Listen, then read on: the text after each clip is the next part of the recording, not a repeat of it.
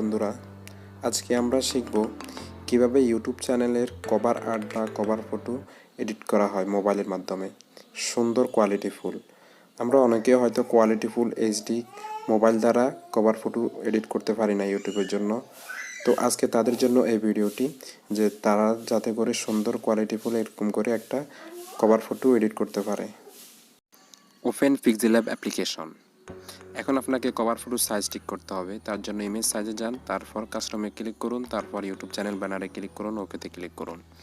ওকে, ডান। ইনফোর্টে click করুন, তারপর একটি পিএনজি ফাইল নিয়ে নিন, তারপর এটা সাইজ ঠিক করে নিন, পুরোপুরি 100 করে নিন সবগুলো। ওকেতে ক্লিক করুন। এখন এটাকে আপনি লক করে নিন, নিউ টেক্সট এটা ডিলিট করুন। তারপর আপনাকে ইরোজ কালার করুন, এখানে অন করে দিন, তারপর ওকেতে ক্লিক করুন, তাহলে সাদা কালার এটা চলে যাবে। এখন শেপে ক্লিক করুন, তারপর এখান থেকে একটি শেপ নিন, তারপর এটাকে 100 করে নিন, তারপর টিক চিহ্নের মধ্যে ক্লিক করুন। এখন এটাকে একটু কাস্টমাইজ করে নিন। এখন এটাকে সুন্দর করে আপনার মন মতো কাস্টমাইজ করে নিন। আমি আমার মতো কাস্টমাইজ করেছি। এখন এটাকে আপনি কালো শেপটির নিচে নিয়ে আসেন, তারপর এটাকে লক করে নিন, তারপর এটাকে আবার কপি করুন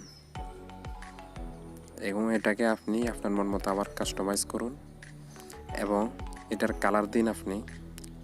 আমি ব্ল্যাক কালার দিতেছি, হালকা ব্ল্যাক কালার।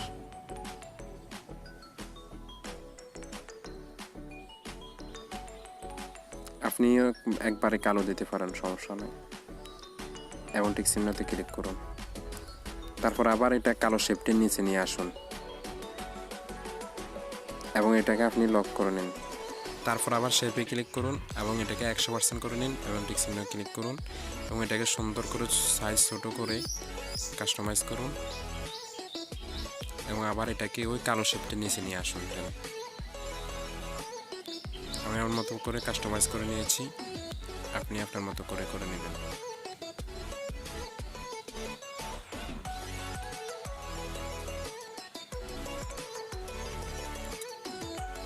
এখন আবার ইনফোর্টে ক্লিক করুন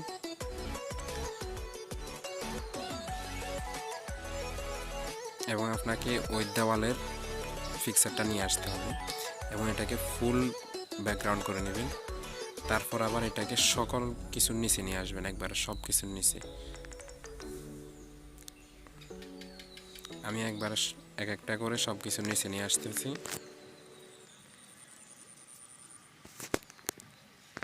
এবং লক করে নিন। ওকে, ডান হয়ে গেছে। এখন আপনাকে আবার ইনফোর্টে ক্লিক করে আরেকটি শেপ নিয়ে আসতে হবে। আমি নিয়ে আসতেছি এবং এই শেপগুলির সবগুলোর লিঙ্ক আমি ডিসক্রিপশন বক্সে দিয়ে দিব, আপনারা চাইলে এখান থেকে ডাউনলোড করতে পারেন। এবং এটাকে সুন্দর করে কাস্টমাইজ করে আমি এখানে আমার মন মতো দিয়ে দিলাম এবং এটার কালার দিব ব্ল্যাক কালার। ওকে, ডান। তারপর আবার এটাকে আপনি লক করে নিন, আমি লক করে নিয়েছি। ওকে, এখন আপনাকে আবার কালো শেপটিকে ওকে করতে হবে, তারপর জন্য ক্লিক করতে হবে, তারপর আপনাকে আবার মাস্কে ক্লিক করতে হবে এবং এখানে এনাবেল করে দিন, তারপর টিক চিহ্নের মধ্যে ক্লিক করুন। ওকে, ডান হয়ে গেছে। এখন আপনাকে আবার কালোটার নিচে সাদাটার উপরে ক্লিক করতে হবে। ওকে,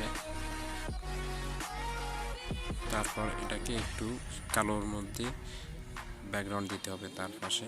এখানে এনাবেল করে দিন, আপনার মন মতো নিয়ে নিন, 7 অথবা 8 দিতে পারেন।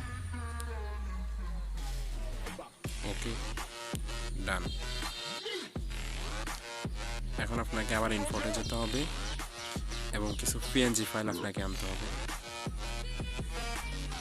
এখানে আমি আমার ছবি আনলাম, আমার ছবিটাকে সুন্দর করে আমি কাস্টমাইজ করে নিতেছি, আপনি আপনার ছবি কাস্টমাইজ করে নেবেন। ওকে, ডান হয়ে গেছে। তারপর আবার ইনফোর্টে ক্লিক করে কিছু পিএনজি ফাইল আনবেন আপনার,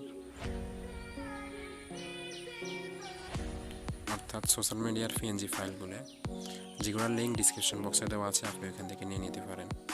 এবং আমি যে টেমপ্লেটটি বানাচ্ছি ওই টেমপ্লেটটি আমার ছবি এবং আমার নাম ছাড়া থাকবে। আপনি চাইলে ওই টেমপ্লেটটিও ডাউনলোড করে আপনার জন্য সাজিয়ে নিতে পারেন। ওকে, এটাকে আমি আমার মন মতো কাস্টমাইজ করে এখানে একটা ফিল্ডে রাখতেছি। আপনি আপনার মতো রাখবেন। এখানে কালার দিতে হবে, আমি সাদা কালার দিতেছি। ওকে, তারপর টেক্সটে ক্লিক করুন, আমি আমার নামটা লিখতেছি এমডি সাইফুল ইসলাম। ডান।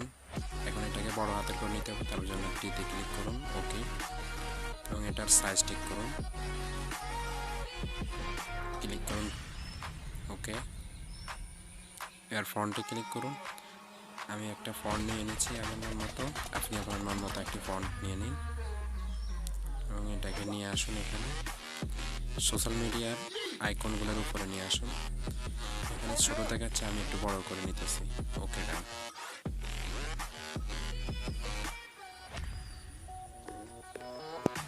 হয়ে গেছে।